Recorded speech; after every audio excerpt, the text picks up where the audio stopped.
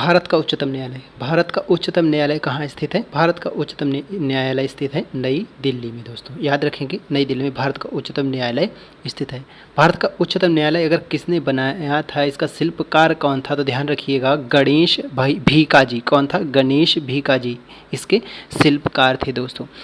अगर इसकी स्थापना की बात करें तो इसकी स्थापना की गई थी, एक अधिनियम आया था भारत सरकार नियम 1935, उस अधिनियम के अंतर्गत इस सुप्रीम कोर्ट यानी भारत के सुप्रीम कोर्ट की क्या की गई थी? स्थापना की गई थी दोस्तों। याद रखना भारत का जो उच्चतम न्यायालय, ठीक है, तो 26 जनवरी 1950 को इसकी स्थापना हुई थी, ठीक है।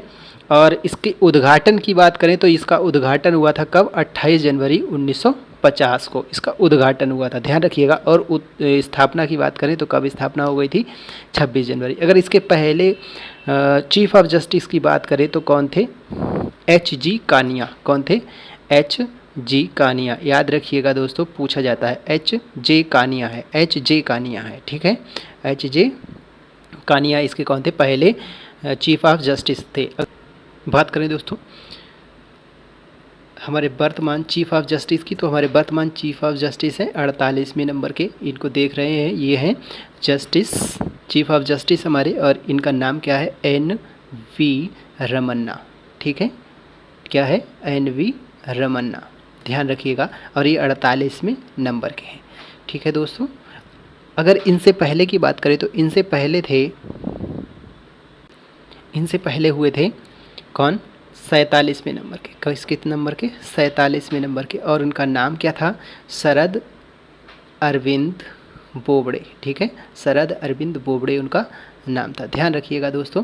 और ये हैं शरद अरविंद बोबड़े, जो कि हमारे 47वें चीफ ऑफ जस्टिस थे, जो कि अभी रिटायर हो गए हैं। कब रिटायर हुए? 23 अप्रैल को, ठीक है, 23 अप्रैल को। और तो 24 अप्रैल को कौन बने? नए चीफ ऑफ जस्टिस बने हमारे भारत के, जिनका नाम मैं पीछे भी आपको बता चुका हूँ। अगर इनको शपथ की बात करें, भारत के चीफ ऑफ जस्टिस को शपथ कौन?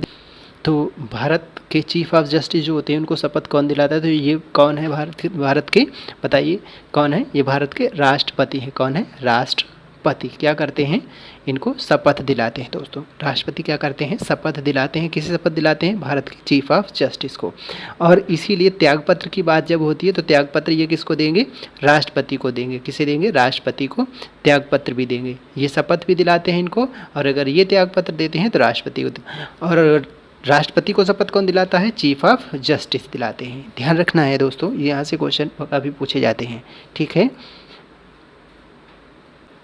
क्योंकि क्वेश्चन पूछा जा सकता है। अब हम बात कर लेते हैं अपने चीफ ऑफ जस्टिस के वेतन की, ठीक है।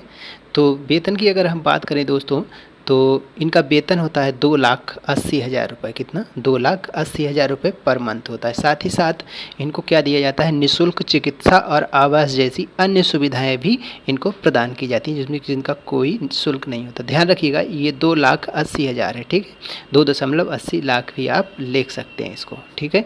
ये चीफ ऑफ जस्टिस का वेतन होता है, जबकि अन्य जो चीफ जस्टिस होते हैं, जो अन्य न्यायाधीश होते हैं, तो उनके वेतन की अगर हम बात करेंगे तो उनका वेतन कितना हो जाए? 2,50,000। कितना? 2,50,000 होगा, ठीक है। और बाकी जो सुविधाएं इनको दी जाती हैं चीफ ऑफ जस्टिस को, वही सुविधाएं उनको भी दी जाती हैं। अगर हम बात करें हमारे सुप्रीम कोर्ट में कितने जस्टिस होते हैं, यानी कितने न्यायाधीश होते हैं, तो वर्तमान में 34 न्यायाधीश होते हैं। कितने होते हैं? 34 न्यायाधीश होते हैं, जिसमें एक चीफ होता है और 33 अन्य होते हैं, ठीक है दोस्तों। अगर मूल रूप से बात करें तो मूल रूप से कितने हुआ करते थे? मूल रूप से हुआ करते थे मात्र 7, ठीक। कार्यभार की वृद्धि को देखते हुए कितने आज 34 कर दिए गए। 2019 में बढ़ाकर इनकी संख्या 31 थी 2019 में तक, और 19 में क्या कर दी गई? इनकी संख्या 4। कोई भी व्यक्ति भारत के सुप्रीम कोर्ट का जज बनना चाहता है तो उसके पास योग्यता क्या होनी चाहिए? तो उसके पास योग्यताएं कुछ नहीं होनी चाहिए, बस थोड़ी सी योग्यता है दोस्तों। और वो सबसे पहली योग्यता कौन सी होनी चाहिए? भारत का नागरिक होना चाहिए, और ये योग्यता आपके पास है दोस्तों, ठीक है। तो आपने पहली कंडीशंस क्या कर दी? फुलफिल कर दी। देखते हैं आप बन पाएंगे या नहीं।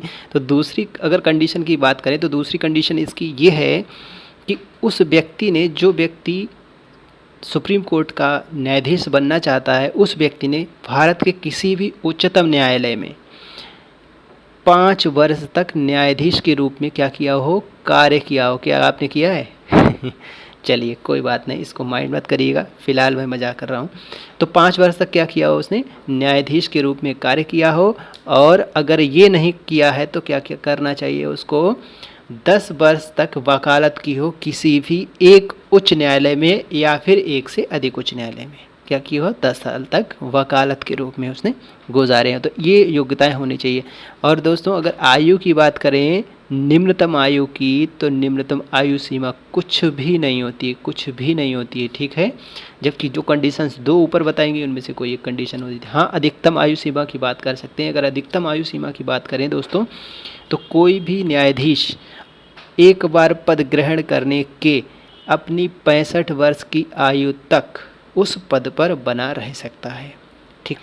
अगर वो इससे पहले भी अपना पद छोड़ना चाहता है तो वो क्या करेगा, तो वो एक लिखित त्यागपत्र देगा। किसको देगा, राष्ट्रपति को। और राष्ट्रपति उस त्यागपत्र को स्वीकार कर लेगा और इस तरीके से वो अपने पद को क्या कर सकता है, छोड़ सकता है। एक दूसरा तरीका है, इसके पद से अगर इन्होंने क्या किया हो, संविधान का उल्लंघन किया हो, ठीक है। भारत के मुख्य न्यायाधीश ने अगर संविधान का क्या कर दिया हो, उल्लंघन किया हो, तो इनको कैसे हटाया जाएगा, तो उसको हटाने के लिए एक प्रक्रिया है, महाभियोग प्रक्रिया, ठीक है। तो महाभियोग की प्रक्रिया को अपनाया जाता है, जो राष्ट्रपति के लिए है, सेम उसी टाइप की प्रक्रिया इनके लिए भी हटाने की प्रक्रिया अपनाई जाती है। क्या करना होता है उसमें करना ये होता है कि संसद के किसी भी सदन में, संसद के 2 सदन होते हैं, एक लोकसभा और एक राज्यसभा, किसी भी सदन में उस प्रस्ताव को लाया जा सकता है, महाभियोग की प्रक्रिया को। अगर वो लोकसभा में लाया जाता है तो 100 सदस्य इसके पक्ष में होना चाहिए, यानी प्रस्ताव लाने के पक्ष में होना चाहिए। अगर वो राज्यसभा में आएगा तो उसमें 50 सदस्य इसके पक्ष में होना चाहिए। दोनों ही सदन, जिस भी सदन में आता है, वो अपने अपने अध्यक्ष को क्या करेंगे, इस प्रस्ताव को सौंपेंगे। अगर अध्यक्ष इस प्रस्ताव को स्वीकार कर लेता है तो फिर इस पर क्या कराई जाएगी, वोटिंग कराई जाएगी उस सदन में। और उस सदन में इसको 2/3 मतों से पास कराना होगा, इस बिल को यानी प्रस्ताव को पास कराना होगा। जब ये पहले सदन में पास हो जाएगा, चाहे वो कोई भी सदन हो सकता है, लोकसभा या राज्यसभा, इनमें से कोई भी सदन हो सकता है, तो उसके बाद ये दूसरे सदन में जाएगा और दूसरे सदन में भी इसको 2/3 मतों से क्या होना चाहिए, पास होना चाहिए। और जब दोनों ही सदनों में क्या हो जाता है, 2/3 मत से पास हो जाता है, यानी विशेष मतों से पास हो जाता है, उसके बाद राष्ट्रपति इनको यानी CGI को क्या कर सकते हैं, हटने के लिए कह सकते हैं, और इस तरीके से इन्हें अपना पद छोड़ना पड़ेगा। तो दोस्तों ये थे हमारे भारत के सुप्रीम कोर्ट से जुड़ी कुछ इम्पोर्टेंट फैक्ट्स